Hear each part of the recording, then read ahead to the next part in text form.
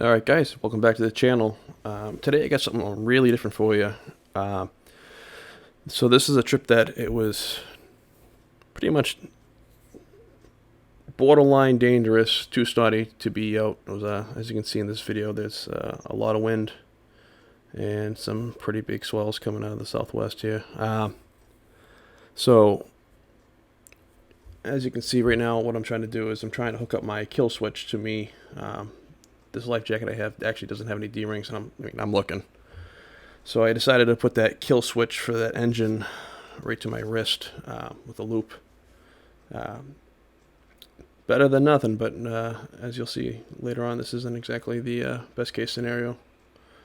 So I'm just going to let this play out, let you guys see what's going on first, and then I'm going to come back and explain the things I did right, explain the things I did wrong, and stress the importance of wearing a life jacket.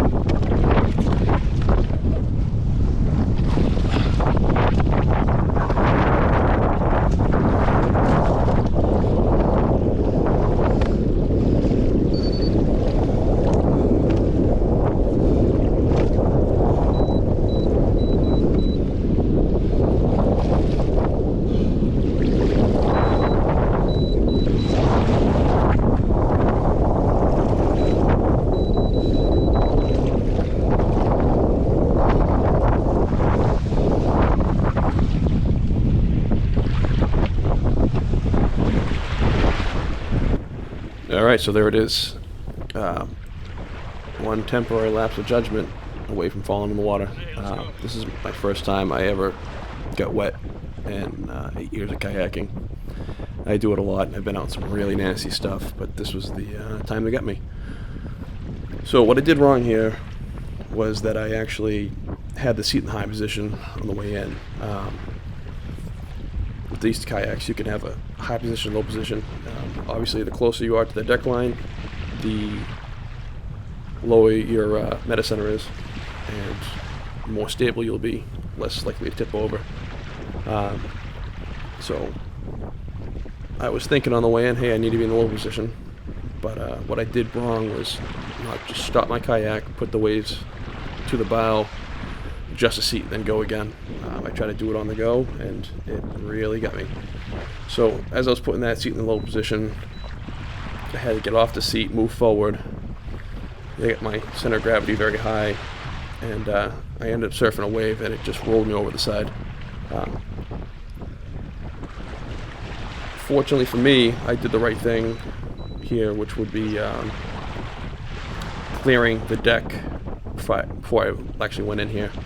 And if you can tell on my port side, I have pretty much nothing, no attachments or anything like that, in order to make it easier in the event that I do go over. I'm going to replay the video for you one more time. We'll do a little narration on it, and then I'll tell you all the things I did right. Alright, so as I'm going in here, from the beginning, you can see I'm always looking over my left shoulder. That's where the sea condition is coming from. What this is doing is just going to give me a warning of a steep wave. This is late September, 66 degree water, 2 to 3s with the occasional steep 4 short period waves. So there's some breaking green water, lots of whitecaps, very sporty conditions for being in the kayak. And so the good thing I'm doing here is I'm looking over my shoulder, and then we'll keep it rolling. I'll do the step-by-step here.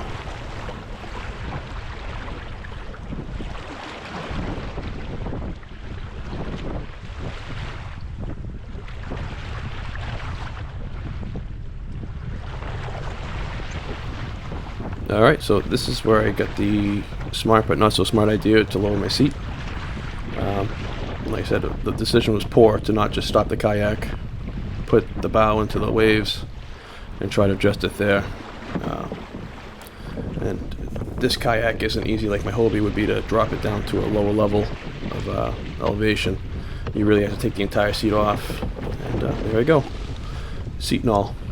Fortunately for me, I knew I was going over, and in order to not flip my kayak, it looks like I just let it happen. I didn't try to stop myself by grabbing the starboard side, the right side of the boat facing forward, or grabbing anything else in the kayak to try to stop me. I kind of just let it happen. I knew it was going to go. So the seat came with me, and as you can see, I'm having a little bit of trouble here getting the seat back, position myself. One of the smart things I actually did was have my remote for my motor around my neck. Some people mount it to the kayak. Well, if your kayak keeps going, it's all gone. That thing's gonna motor away from you at 4 knots. You're never gonna catch it. So one issue I did have there was the remote was going on and off because I was bumping it with my chest. But I am wearing my life jacket. I am wearing dry pants. Smart things. You can see right there I have the kill switch back in my hand. That kill switch was wrapped around my wrist. I couldn't find a D-ring to attach it to my life jacket, so I tried doing it wrapping around my wrist, but when I went over it slipped right off. It only partially pulled it off the sensor, so not really a great way to do that. But I was able to lift myself back in the kayak. You can see right here, that's exactly how it happened. There's some really steep waves, and then just catch the kayak and you surf. So the good things and bad things about this, you gotta have some self-humiliation. Like, this stuff will happen to you eventually. It's just a matter of time. Fortunately, I was prepared for it with the right gear. You know, the dry pants, the rain jacket, the life jacket was on. You know, I stowed all the stuff off the deck.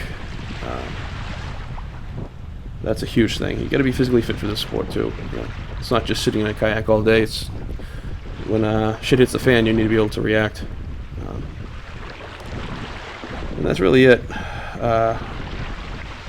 If you guys need to know what to use for safety equipment, I'm going to put a link to all that stuff below. I definitely recommend that you guys go prepared for every trip you do. You have to keep a life jacket on at all times. When I first started doing this, I wasn't wearing a life jacket, and that was probably the dumbest thing I could have ever done. But now, every trip, before I even get in that kayak, even if it's 2 feet of water, I'm wearing a life jacket.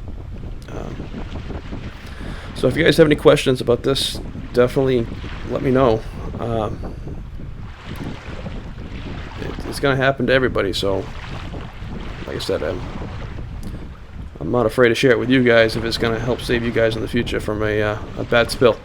So good luck out there, guys. Stay safe, and I'll see you on the next one.